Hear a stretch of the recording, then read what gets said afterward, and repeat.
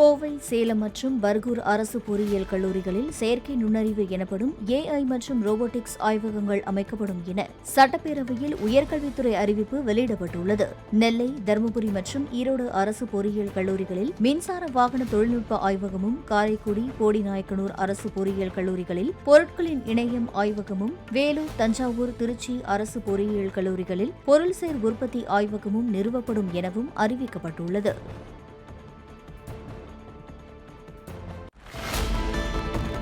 பத்திரப்பதிவு துறையில் வில்லங்க சான்றிதழ் வழங்கப்படுவது போன்று குறிப்பிட்ட புல எண்ணில் குறிப்பிட்ட காலத்தில் இணைய வழியில் நடந்த பட்டா மாற்ற விவரங்களையும் அறிக்கையாக பதிவிறக்கம் செய்து கொள்ளும் வசதி ஏற்படுத்தப்படும் என தமிழக அரசு அறிவித்துள்ளது. புயல், அதிகனமழை, வெள்ளப்பெருக்கு போன்ற பேரிடர்களால் பாதிப்பிற்குள்ளாகும் சென்னை மற்றும் புறநகர் பகுதிகளில் 3 நிரந்தர நிவாரண மையங்களும், தூத்துக்குடியில் 2 பல்நோக்கு நிவாரண மையங்கள் கட்டப்படும் எனவும் வருவாய் மற்றும் பேரிடர் மேலாண்மை துறையின் கொள்கை விளக்க குறிப்பில் கூறப்பட்டுள்ளது.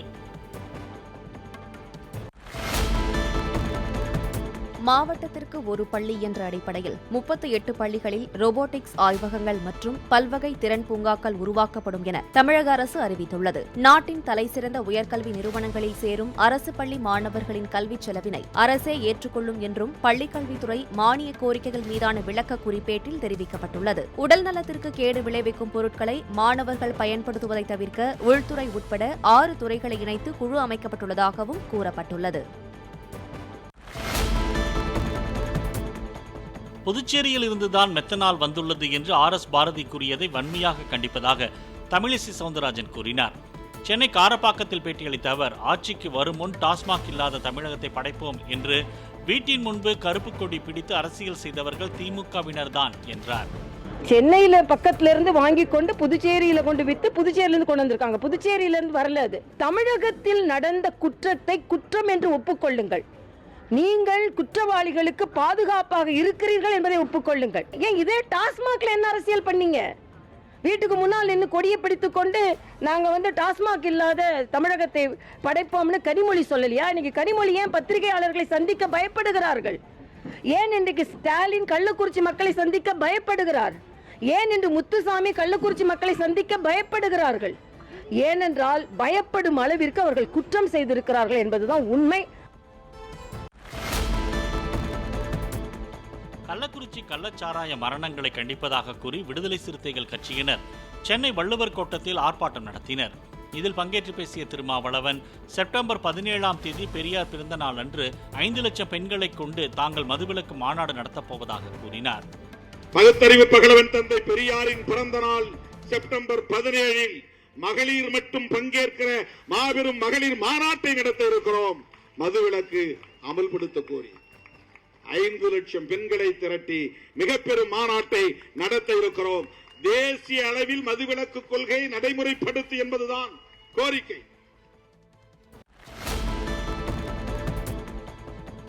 மேற்கு தொடர்ச்சி மலைப்பகுதிகளில் பெய்த தொடர் மழை காரணமாக குற்றாலம் மெயின் அருவியில் நீர்வரத்து அதிகரித்து வெள்ளப்பெருக்கு ஏற்பட்டுள்ளது. பாதுகாப்பு கருதி அங்கு அமைக்கப்பட்டுள்ள அலாரத்தை ஒலிக்கச் செய்து சுற்றுலா பயணிகள் குளிப்பதற்கு தடை விதித்து அப்புறப்படுத்தப்பட்டனர்.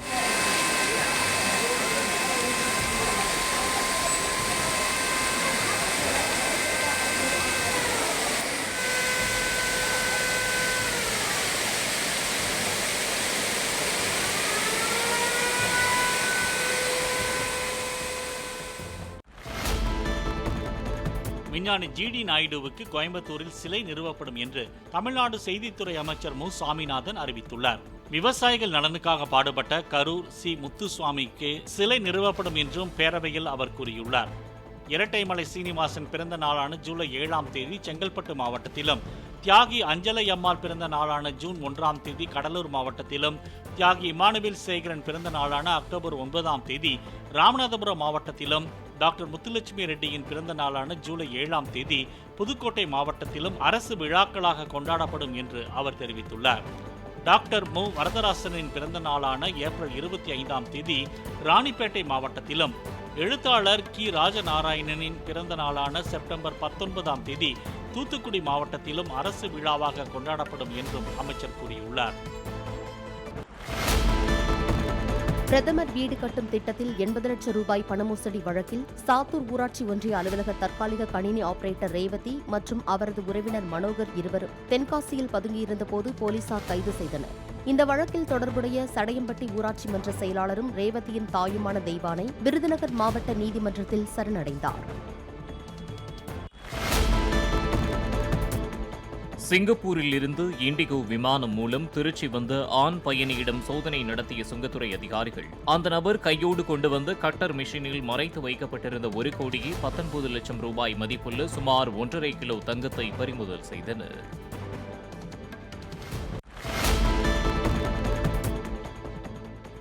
நீலகிரி மாவட்டம் கூடலூரில் இருந்து மைசூர் செல்லும் தேசிய நெடுஞ்சாலையில் தொரப்பள்ளி அருகே நடமாடும் யானையை காட்டுக்குள் விரட்ட முதுமலை முகாமில் இருந்து சங்கர் சீனிவாசன் என்ற 2 கும்கி யானைகள் வரவழைக்கப்பட்டுள்ளன. அப்பகுதியில் 50க்கும் மேற்பட்ட வனத்துறையினர் தொடர்ந்து கண்காணிப்பு மற்றும் இரவு ரோந்து பணியில் ஈடுபட்டுள்ளனர்.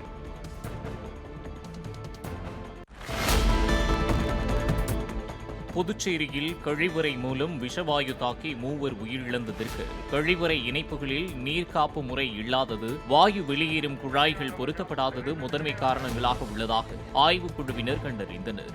கனகநேரி கழிவுநீர் சுத்திகரிப்பு நிலையம், பாதாள சாக்கடை பயன்பாட்டில் உள்ள கழிவுகளை பார்வையிட்ட அவர்கள் அதிக வெப்பம் காரணமாக கழிவுநீர் குழாய்களில் ஹைட்ரஜன் சல்பைடு வெளியேறி இருக்கலாம் என தெரிவித்தனர். குமாரபாளையம் அருகே 2 கண்டெய்னர் லாரிகள் நேருக்கு நேர் மோதிக்கொண்டதில் ஓட்டுநர்கள் இருவரும் உயிரிழந்தனர். சேலத்தில் இருந்து நூல் பாரம் ஏற்றி லாரி ஒன்று கோவைக்கு சென்று கொண்டிருந்த போது கண்டெய்னர் லாரியின் முன் சக்கரம் டயர் வெடித்தது. இதனால் லாரி ஓட்டுநரின் கட்டுப்பாட்டை இழந்து தடுப்புச் சுவரை தாண்டி நெடுஞ்சாலையின் எதிர்த்திசையில் பொள்ளாச்சியில் இருந்து திருச்சிக்கு கோழிகளை ஏற்றி வந்த கண்டெய்னர் லாரி மீது மோதியது. விபத்து காரணமாக தேசிய நெடுஞ்சாலையில் 3 மணி நேரம் போக்குவரத்து பாதிப்பு ஏற்பட்டது.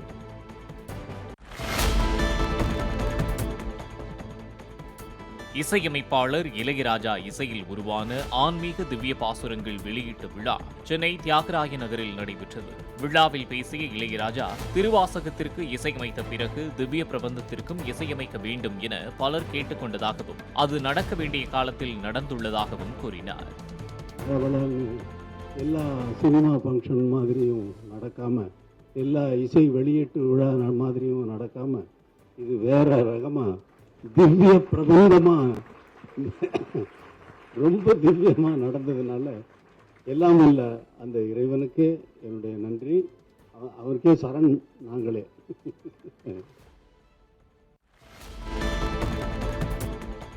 மயிலாடுதுறை மாவட்டம் செம்பனார் கோவில் ஒழுங்குமுறை விற்பனை கூடத்தில் 2வது வாரமாக நடைபெற்ற மறைமுக ஏலத்தில் சராசரியாக 1 குவிண்டால் பருத்தி 7,000 ரூபாய்க்கு விலை போனது. மொத்தம் 3,500 குவிண்டால் பருத்தி 2.5 கோடி ரூபாய்க்கு ஏலம் போனதாகவும் வியாபாரிகளும் மில் அதிபர்களும் அதிக விலைக்கு பருத்தியை கொள்முதல் செய்ததாகவும் விவசாயிகள் தெரிவித்தனர்.